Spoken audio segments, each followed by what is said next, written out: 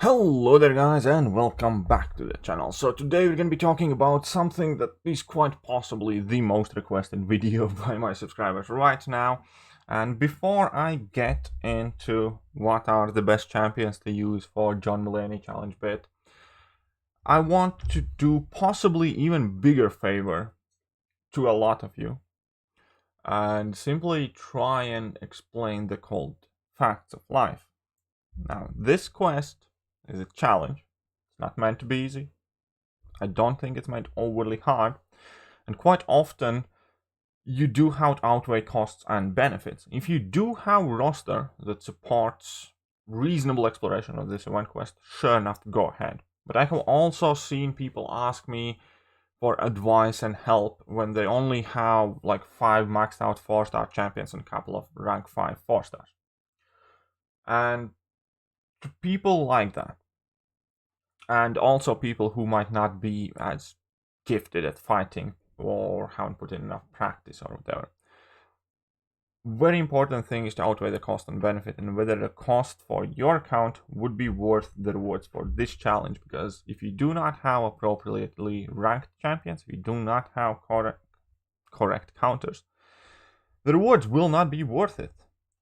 And additionally, to the same note, just because the event has been released, even though, let's say, if you are a quality level player, you are not necessarily inclined to be able to blitz through this event.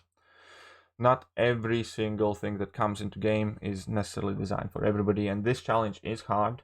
A lot of people will not be able to finish it. On the bright side, there are good rewards for Chapter 1, and it might suck to see these rewards right in front of you eventually possibly expire. But considering how much resources a lot of people would have to use to get through this challenge, that could quite possibly be my advice: to finish Chapter 1 and do not do Chapter 2 unless you feel up for it, unless you feel like you have good enough roster and you're skillful enough, you have outweighed the potential unit cost in order for you to do this, and you have prepared. Another great advice here would be, if you are going in and treating this as an Everest type content, spend a week or 2 grinding potions, farming revives, saving up units, because it's still gonna be here for another 24 days. You have time, don't rush on it. It doesn't have to be done on day 1. Go secure those resources first, then come back, because chances are you are likely gonna need them, because it's not an easy quest by any means. Right. Now, all that being said, I'm gonna pop in some top of the hat most frequently mentioned and used champions that people have relied on. Where is tech class? Think. It's interesting. Oh, okay. My Warlock's probably busy somewhere in AQ, so I'm just gonna pop in my 5-star Warlock. Champions that I personally used, and then we're gonna go over all the best matchups and champion options, so on and so forth. Right, so we're gonna start off with each champion and then gonna get to the boss. And starting off with Howard the Duck. So he has physical resistance, so it means basically he's unquakeable, or well, it's gonna take forever to quake him, so you can forget the quake bit. Enhanced armor up, heavy-handed, explosive personality, rage, and matador. Overall, it's not too difficult of a fight. Tons of great options. I largely just used Aegon and ignored the rage node and dealt with him as if he's an unblockable champion. And there's actually another cheese tactic available for you for the entire quest, if you are willing to drop a revive. And that's very simple: to bring in Aegon against Gwenpool on your first path, and just ramp up Aegon to about 500 plus combo. Then pause the game, exit the fight, bring in and counter to this Gwenpool, and then you're gonna have superbly ranked up Aegon for the rest of the quest, and you can pretty much heavy attack cheese it for the most part, and Aegon can offer very incredible, very quick answer to this quest. And overall, I personally used Aegon as well for pretty much 4 out of 5 fights. I used Aegon for Howard the Duck, Warlock, Deadpool, X-Force, and Mysterio, so Aegon can answer vast majority of this, so that is an important thing to note. And additional cheese method is, yes, just ramp him up on the first Gwenpool because she has combo shield, and you will not have to worry about it much. Now let's get back to this Howard the Duck. Now, I have heard great things about Black Widow Clairvoyant being used to great effect here. In addition to that, Guillotine 2099 seems to be working perfectly because she can never crit, therefore you will not trigger that rage, and you can just deal a ton of damage. So those are a couple of most commonly used champions. In addition to that you can also more than likely use Longshot. There's nothing preventing Longshot from being used and dropping your level 2s and nullifying his armor buffs and all that other good stuff. Symbiote Supreme, or any champion that deals with Rage Node at large, and many of those will be Mystics. Also, Archangel can be very solid option to this fight, in addition to the next one, so Archangel would fit in your team very well. I personally used Archangel for vast majority, if not all, of the Gwenpool fights, because Archangel's neurotoxins bypass Power Shield, so you can still deal damage with that. And then you have like Bane and Polka Dot Power. Polka Dot Power obviously doesn't hinder Archangel too much either. Other great options for Gwenpool will be, once again, Black Widow Clairvoyant. So we can see kind of like a theme here. Black Widow Clairvoyant and Archangel are very solid for these first two fights, and also for some of the later fights, so they are very good additions to the team. You can also quite easily use Nick Fury. You can quite easily use Human Torch. And those are kind of like the main suggestions. Those are not all suggestions. Those are the ones that I have heard most or tried myself.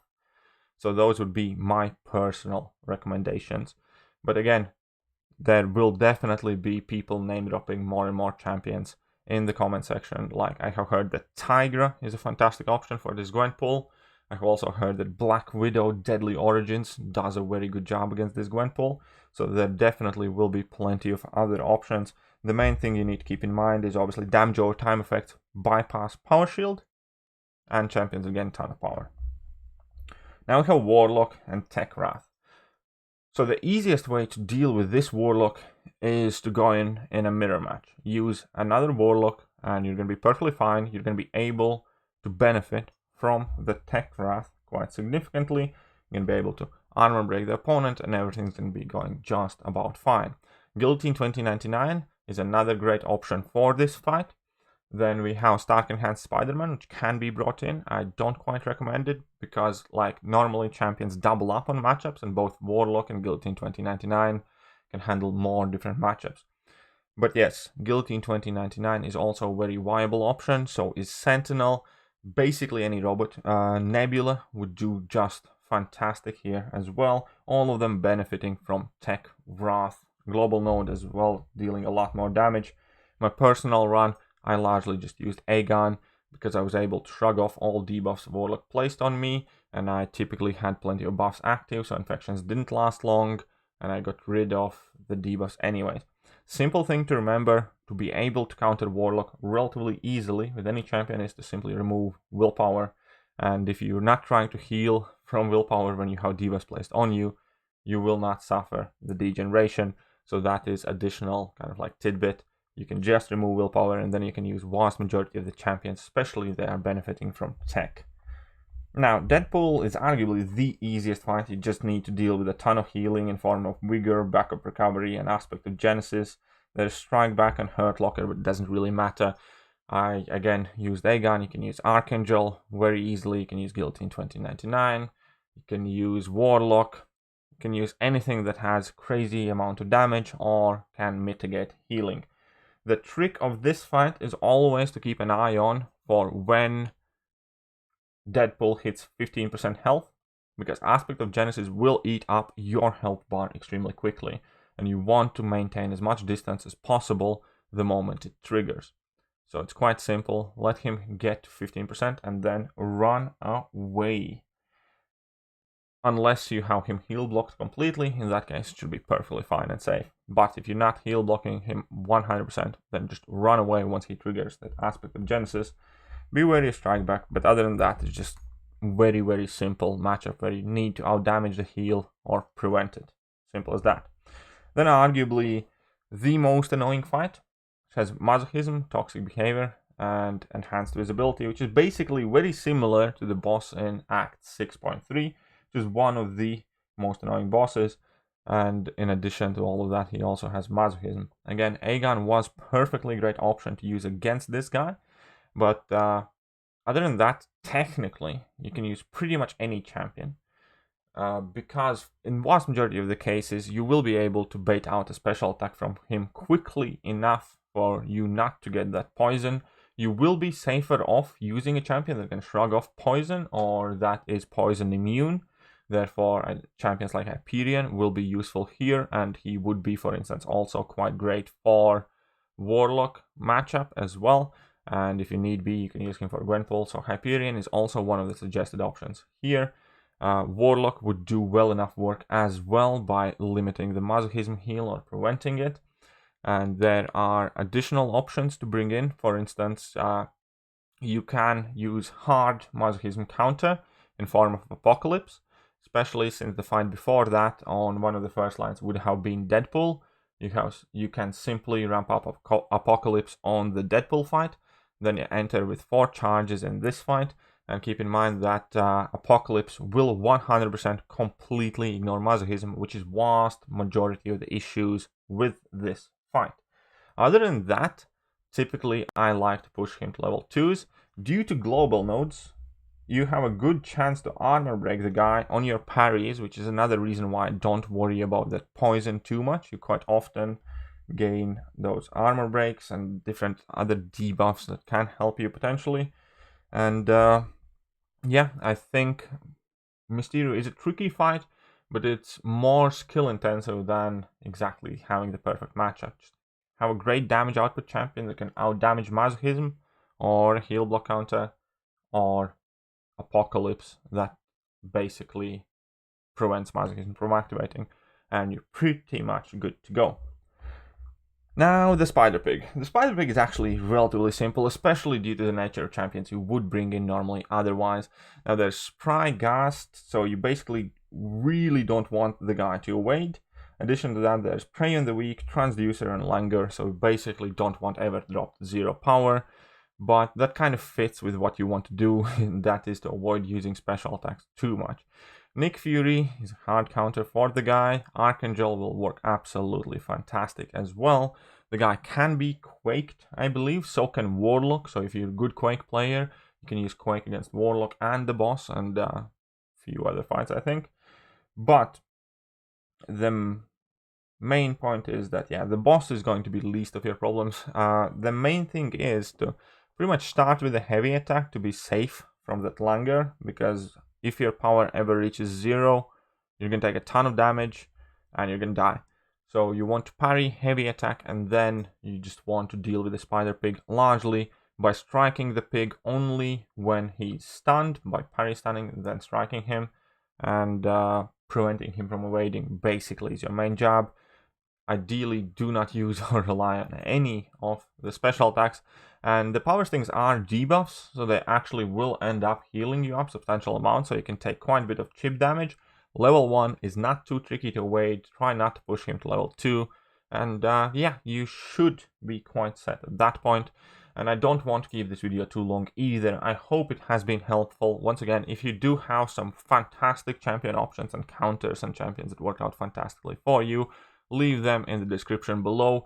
And if you do not have any of the options that I mentioned in today's video, then head down to the comment section, and I believe that the kind people of our community will have provided you with plenty of other alternative options.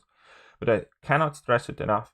If you feel that you do not quite have the roster for this, then maybe consider not banging your head against the wall, leave it be, and take on the next challenge.